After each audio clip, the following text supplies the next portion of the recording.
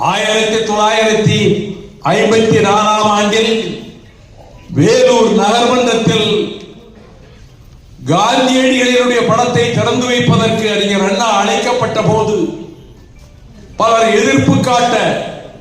கடையடைப்பு நடத்த ஆயினும் அண்ணா அவர்கள் இங்கே வந்து சொற்பொழிவாற்றிய போது குடியாத்தம் பள்ளியிலே 9ஆம் வகுப்பு படித்துக் கொண்டிருந்த மாணவராகிய அன்றைய மாணவர் அந்த நிகழ்ச்சியிலே வந்து கலந்து கொண்ட போதுதான் ஐயா மானமிகு வீரமணி அவர்கள் சொன்னதை போல மாற்றான் தோற்றத்து மல்லிகைக்கும் மனமுண்டு என்ற சொல்லை அண்ணா அவர்கள் பிரயோகித்த அந்த நிகழ்ச்சியிலும் பங்கேற்று அதன் பின்னர் பேரறிஞர் அண்ணா அவர்கள் கலந்து கொண்ட ஒரு கூட்டத்தில் அவர் முன்னால் ஒலிபெருக்கியிலே நின்று உரையாற்ற எவ்வளவு அழுத்தமாக ஆணித்தரமாக இந்த மாணவன் உரையாற்றுகிறான் என்று கருதி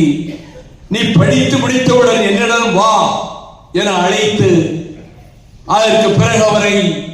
வந்தவாசி நாடாளுமன்ற தொகுதியிலே திராவிட முன்னேற்ற கழகத்தினுடைய வேட்பாளராக்கி யமுனை கரையிலே இருக்கக்கூடிய இந்திய நாடாளுமன்றத்தின் மக்களவையில்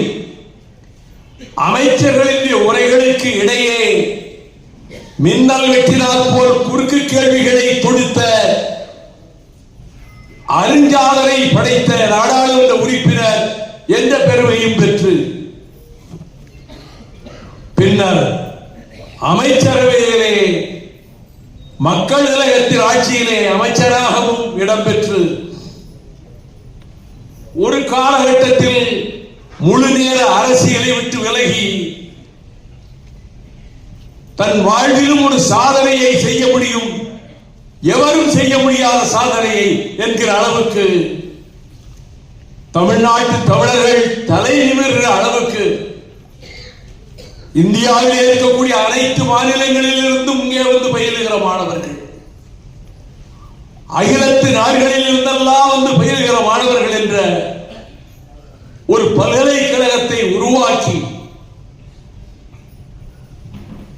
அறிவாசானுக்கும் காஞ்சி தலைவருக்கும் சிறப்பு செய்கின்ற வகையில்